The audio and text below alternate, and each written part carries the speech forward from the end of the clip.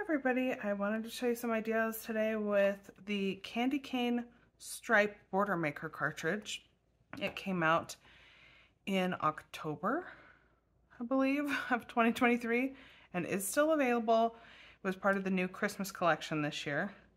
If you need to order that, you can get it on my website or you can contact me directly. And if you are in northern Utah, you're welcome to come shop with me in person in Kaysville as well. So this Border Maker cartridge is what we call a knockout style, which means it's going to leave the edge of your paper alone. It punches out some of the design on the inside edge of that paper and knocks out the pieces to leave the design there. This is what it looks like. Got a couple different examples of that based on some other ideas I saw from other people that I want to share with you. And I'm going to give you some tips about this as well. The knockout style punches usually leave a little bit of a straight border along one edge, and the width of that is 3/16 of an inch. The punch area itself is 3/4 of an inch. And so if you want to cut your border so you have just a border strip, not necessarily on the edge of a paper, to make that even, you want to cut at 1 1/8 of an inch, which on your 12-inch trimmer is going to be between the full inch and the 1/4 inch. So this mark right here, this, not the shortest line, but the second to shortest line is the 1/8 inch mark. I believe those measurements are the same for pretty much all of these knockout borders. So if you are using any of them, I think that measurement should work for you.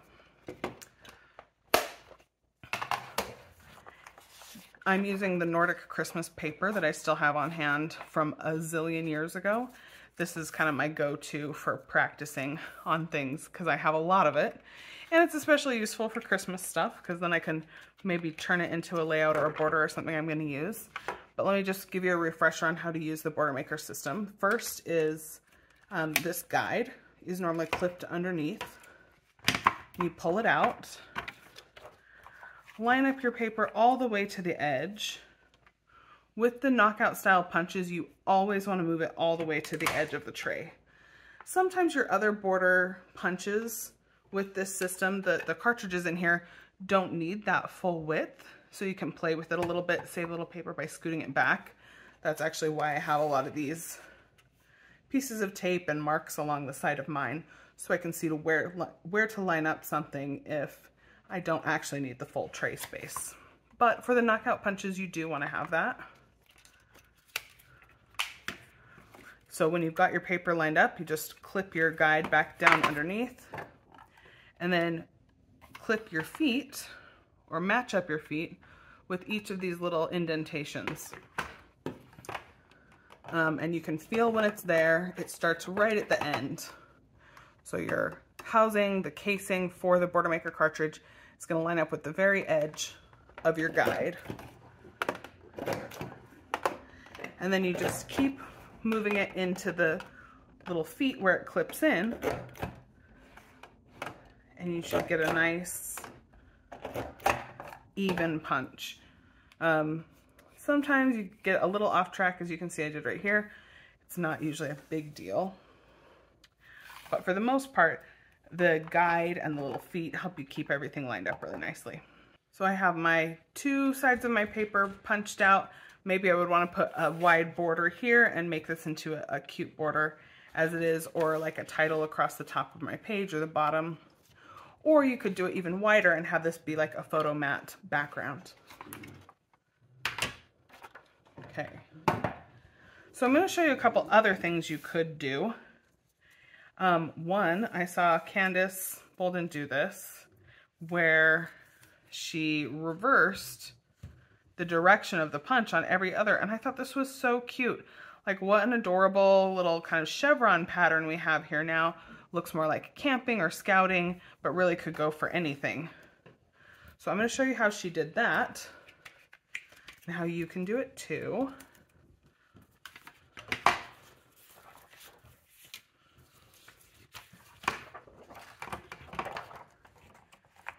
So we're gonna start again, lining up our paper right along the edge, but we're gonna punch every other this time. So instead of clipping into the second space, I'm gonna skip that one and go one more. So you'll have a little bit of space in between. And the Border Maker cartridge punch area is 2 inches wide, and that's true for all of the cartridges. So you're gonna have 6 if you're punching along a 12-inch page, and here we're only doing half, so there's 3 of those. And then on the same side of the paper, flipping over, we're gonna punch in the other direction.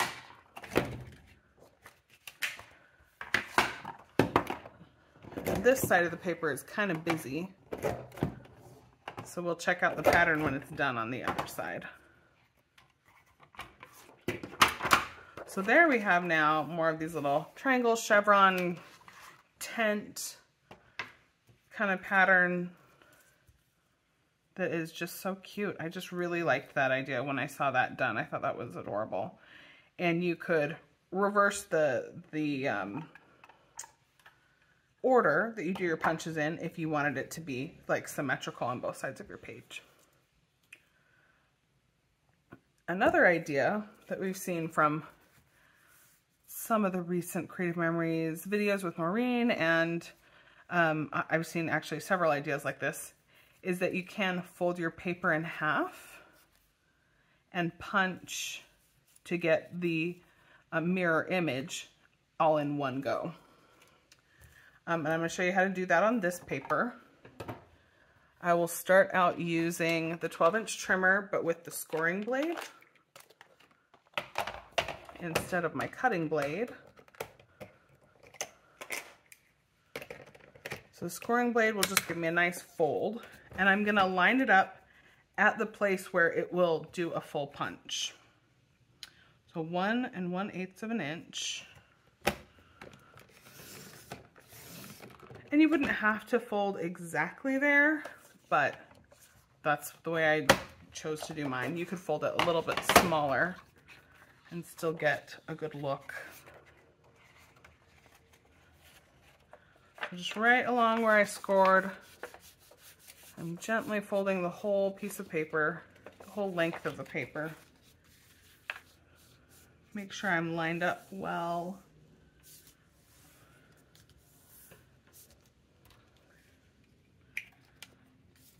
And then I'm gonna do it with the folded part up so I can see where it's gonna be.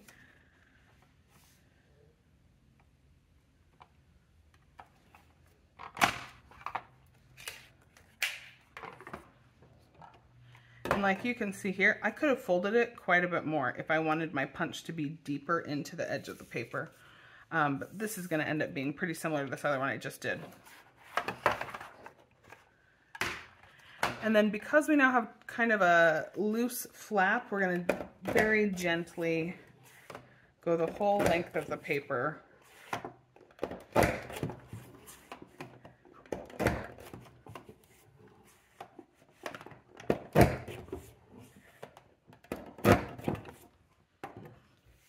And just make sure when we're punching that we're not snagging a piece that's going to rip or get jammed in our punch.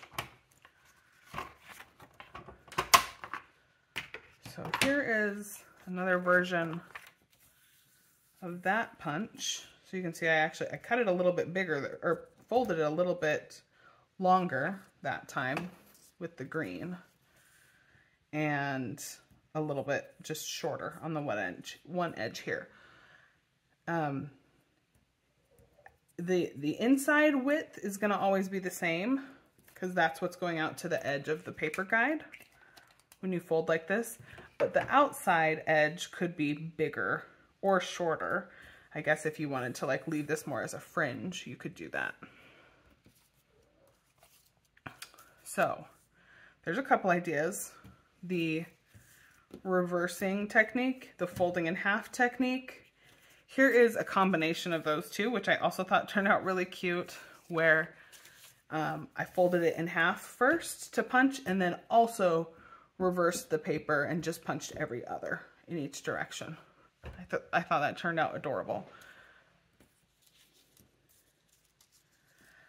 A couple other things you might want to think about, and something that Creative Memories specifically designed this punch for, is layering. So the idea behind this punch kind of originally was that you could create your own plaid.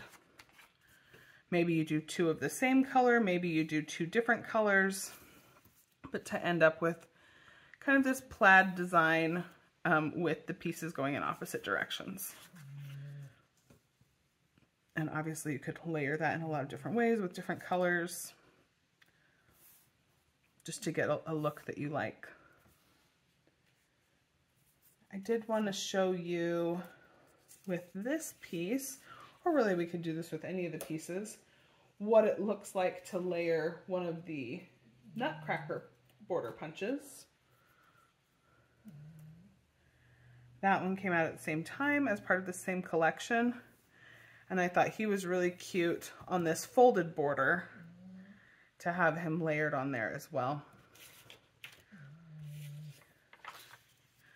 And you could keep layering either with this punch or with others and get lots of good different looks with your candy cane stripes. So that was just one quick idea I wanted to share, just some things you might do with this new punch. It is called candy cane stripes, but there's no reason these stripes couldn't be used year-round for all sorts of things.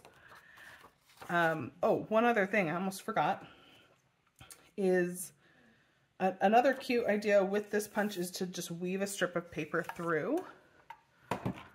I did not cut that in advance, so let's do that real quick. I'm going to swap my blade back out. Now I've got my straight cutting blade. And let's see.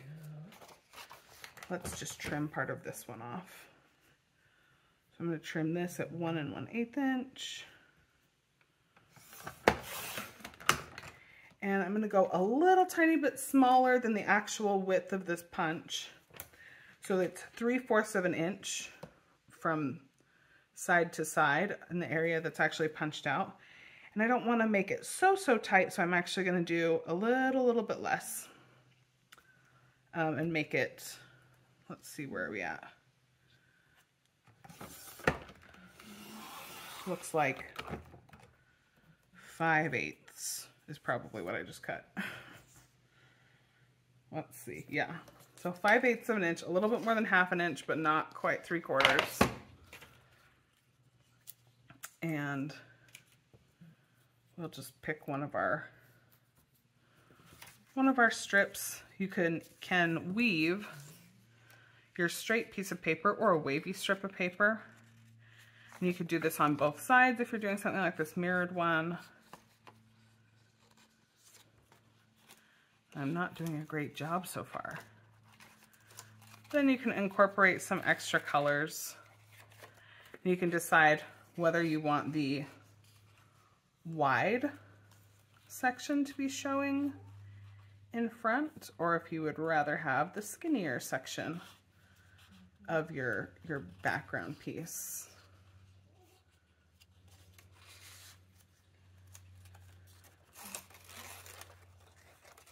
This would probably work a little better, to be honest, if your strip that you're weaving was made out of cardstock instead of the decorative paper, because then it's a little stiffer and can go through a little straighter. Oh, and I will mention another tip. I should have said this when we were doing the fold. But obviously, like, a single punch works great with Creative Memories cardstock or decorative paper. Even with the shimmer paper, you can do that pretty easily. But it is not recommended to punch multiple layers of cardstock using your Border Maker cartridge at the same time. It can just contribute to your punch getting damaged or jammed, and it's just a lot harder to punch through that thicker paper. So it's just not recommended if you're going to do the folding technique I would definitely choose a decorative paper, a designer paper, instead of a cardstock.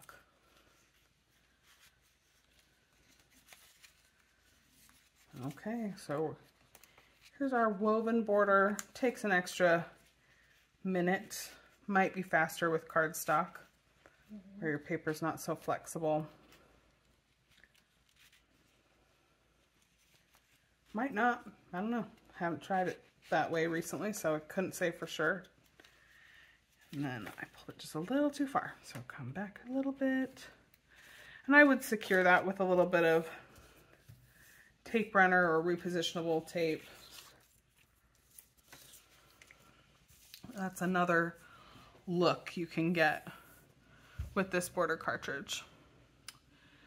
So just some ideas to share. I hope you enjoy that and find lots of good uses for your candy cane border maker cartridge.